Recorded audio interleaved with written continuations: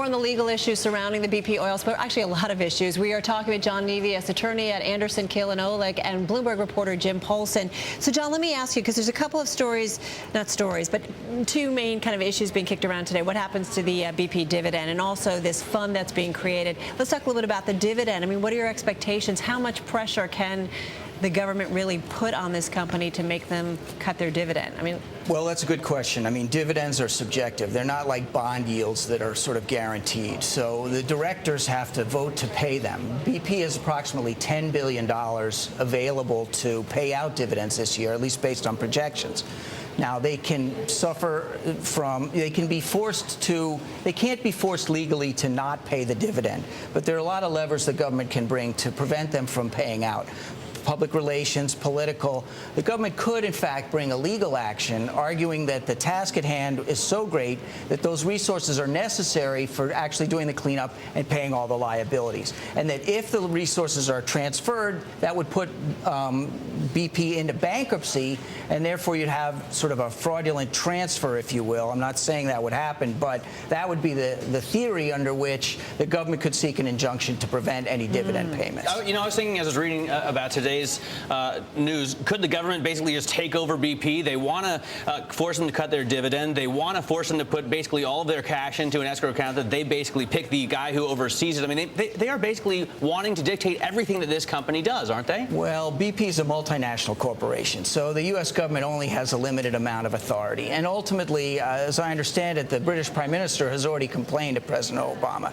And then there's practical issues as far as politics. I mean, Obama's taking a lot of hits for this, but ultimately it's really in his interest to keep the lead ball, so to speak, in BP's court. How much of it, Jim, is political here? I mean, how hard is Washington pressuring these guys because of the way it looks and the way they want to be perceived? Well, it's June of an election year. I mean, so you're saying a lot. And you know, the country's upset. They're upset at somebody. They want to blame somebody. It's hard for me to tell at this point how much of what President Obama is saying is rhetoric and how much of it he realizes what John's saying is that you don't kill the golden goose that lays the goose that lays the golden egg. You've got to have BP continue to throw off cash so there's cash available to make the payments. It's a delicate balance here, then. I think so, don't you? Absolutely, very much so. I mean, if who else is going to take the lead? And the government may not have the level of success that BP has had, not to suggest BP has had success. I mean, there is no good answer for this. So who's going to take the charge? But the question is, when there's talk of the government or the White House wants BP to pay the costs or the wages of employees who lose their jobs because of the oil spill, do they mean that seriously? I've talked to analysts who say they don't think it's a legal thing they can do, and John's a lawyer. Can they extend that as an example of damages that BP should pay? Especially if it's caused by a moratorium that the federal government themselves made, asked for. It's a very complex question. I mean, it's analogous to the insurance issues. This is essentially a huge business interruption claim. And when you have business interruption claims, you have a lot of complicated elements to proving up damages. What's the period over which you have to reimburse wages? Could these people be employed in another manner that's as constructive and therefore not necessarily be losing out on wages directly because of the spill?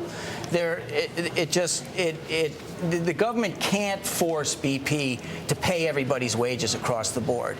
And you have to look at this in a tremendous amount of detail. John, I've got about 20 seconds left here. So this fund that the Obama administration supposedly wants BP to set up, I mean, any precedent? Is it the super fund? Is it the fund that was set up for asbestos claims? Anything that we can kind of draw historically that's kind of similar? And just got about 20 seconds. Well, the thing that springs to mind for me would be the funds for, say, for example, asbestos remediation or for the health impacts of tobacco. So there is a precedent for setting money aside for known future liabilities. Okay.